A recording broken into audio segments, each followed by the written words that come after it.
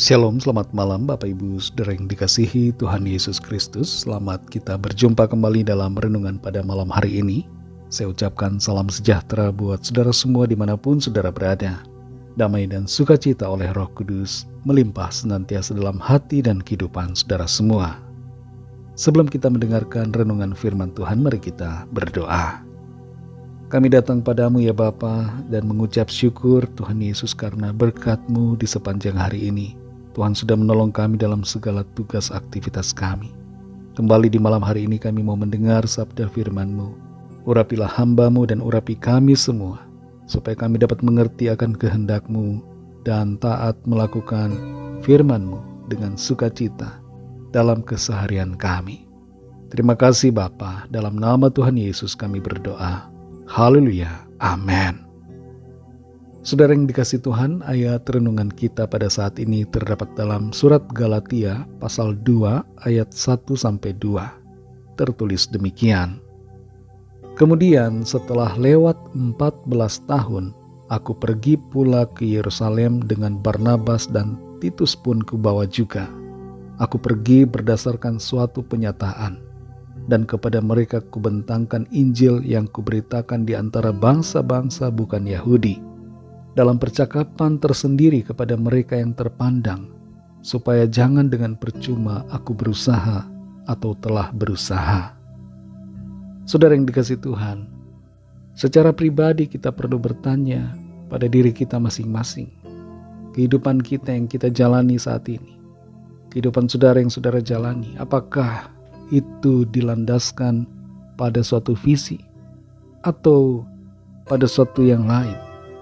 Apakah saudara menjalani kehidupan berdasarkan visi penyataan dari Tuhan?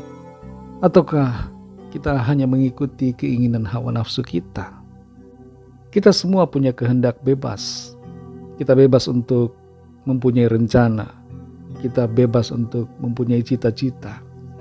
Tapi perlu kita sadari juga bahwa setiap kita sudah ditaruhkan visi oleh Tuhan. Cuma sayangnya, tidak semua orang mengerti apa visi Tuhan dalam hidupnya. Dan hal ini seringkali disebabkan karena ketidakmampuan kita untuk memandang dan mengerti akan kehendak Tuhan. Perlu kita belajar untuk mengerti dan mengenal apa kehendaknya di hidup kita, dan menyerahkan rencana dan cita-cita kita kepada Tuhan. Kita perhatikan di dalam Galatia 2 ayat yang kedua khususnya. Di situ ada perkataan, aku pergi berdasarkan suatu penyataan. Rasul Paulus pergi ke Yerusalem berdasarkan suatu penyataan. Apa yang dimaksud dengan penyataan di sini tidak lain adalah visi. Dan visi ini datang dari Tuhan. Baik dalam pelayanannya di berbagai wilayah, maupun ketika Rasul Paulus mau kembali pergi ke Yerusalem bersama dengan Barnabas dan Titus, itu dilakukan berdasarkan suatu visi, berdasarkan suatu penyataan. Perlu kita sadari saudara bahwa bukan hanya Rasul Paulus yang bisa mendapatkan visi. Setiap orang, setiap kita yang percaya bisa memperoleh visi dari Tuhan. Tuhan berbicara kepada kita secara pribadi tentang visi, tentang panggilannya di hidup kita. Dan karena itu saudara, kita perlu mengerti, memahami secara mendalam akan panggilan Tuhan dan tugas, visi yang Dia percayakan untuk kita lakukan. Selama kita ada di bumi ini, keberadaan kita itu bukan suatu kebetulan. Dan waktu yang ada, kesempatan yang ada, yang diberikan Tuhan bukan untuk disia-siakan. Kita perlu punya rencana, tapi sekali lagi rencana kita perlu kita serahkan ke dalam tangan Tuhan untuk kita bergerak sesuai dengan visi Tuhan. Ada orang yang pergi ke wilayah lain, pergi ke suatu kota atau negara lain dengan satu keinginan. Tapi keinginan ini, keinginannya pribadi, bukanlah visi yang dari Tuhan. Kita bisa memilih untuk tinggal di kota apapun, atau mungkin tetap tinggal di kota kelahiran kita. Tapi saudara, yang terpenting, apakah kita tinggal di situ dengan visi Tuhan atau tidak? Apakah kita menjalani hidup hanya bergulir begitu saja? Apakah kita tidak punya visi yang dari Tuhan?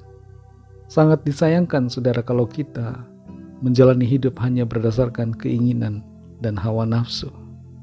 Kita perlu belajar untuk mengenal apa panggilan Tuhan, apa visi Tuhan buat kita.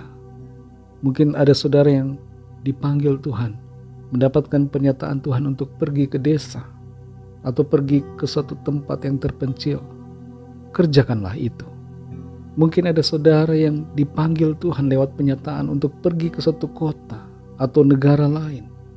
Kerjakanlah itu kalau saudara sungguh-sungguh yakin itu adalah pernyataan Tuhan. Dan kalau kita berjalan dalam visi Tuhan, kalau kita bertindak sesuai dengan visi dan panggilan Tuhan, percayalah bahwa Tuhan pasti akan membukakan jalan. Tuhan pasti akan memelihara dan menyediakan. Tuhan akan menyertai kita dengan kuasa dan mujizat-Nya yang ajaib. Saudara yang dikasihi Tuhan, berdoalah, minta hikmat Tuhan untuk mengerti apa visi pernyataan Tuhan secara khusus buat saudara, untuk saudara lakukan, untuk saudara kerjakan. Visi itu bisa visi jangka pendek, bisa juga visi jangka panjang. Visi itu bisa dalam lingkup keluarga, bisa dalam lingkup usaha ataupun pelayanan. Visi itu berbicara suatu hal yang khusus yang Tuhan tanamkan dalam hati saudara. Dan kalau Tuhan memberikan visi, Tuhan pasti akan menyertakan visinya itu dengan memberikan kepada kita karunia-karunia, sehingga kita mampu mengerjakan visinya. Mari saudara yang dikasihi Tuhan, berjalanlah dalam visi Tuhan, bukan dalam hawa nafsu, bukan dalam keinginan-keinginan kita pribadi, tapi sekali lagi berjalan dalam visi Tuhan yang mulia, yang akan membawa kita masuk dalam rencananya yang ajaib. Mari kita berdoa. Terima kasih Tuhan Yesus, kami bersyukur kepadamu untuk firman-Mu yang mengajar kami untuk melangkah, untuk bertindak, untuk berjalan dalam visi Tuhan, bukan dalam keinginan ataupun hawa nafsu kami pribadi. Tolong kami untuk kami dapat mengenali, dapat mengerti akan visi, dan berjalan dalam pernyataan-Mu, sehingga kami menggenapi rencana-Mu dalam hidup kami. Berikan kami pengertian ya Tuhan, bukakan hati dan pikiran kami untuk mengerti kehendak-Mu. Berikan kami hikmat untuk mengenal akan kerinduan Tuhan di hidup kami. Ajar kami untuk mengerti dan belajar untuk melakukan firman-Mu setiap hari, taat melakukannya, karena firman-Mu adalah visi yang Tuhan percayakan untuk kami lakukan.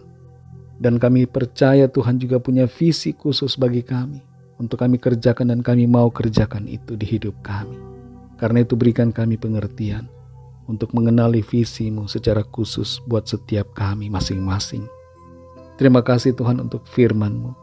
Teruslah berbicara kepada kami Roh Kudus untuk kami semakin mengerti akan kehendak-Mu Tuhan. Berkatilah kami di sepanjang malam ini dalam istirahat kami. Lingkupi kami dengan kasih dan kuasa-Mu. Berikan kami tidur yang nyenyak di malam ini dan bangunkan kembali besok pagi dengan kekuatan baru untuk kami pakai memuliakan Tuhan dalam segala tugas aktivitas kami.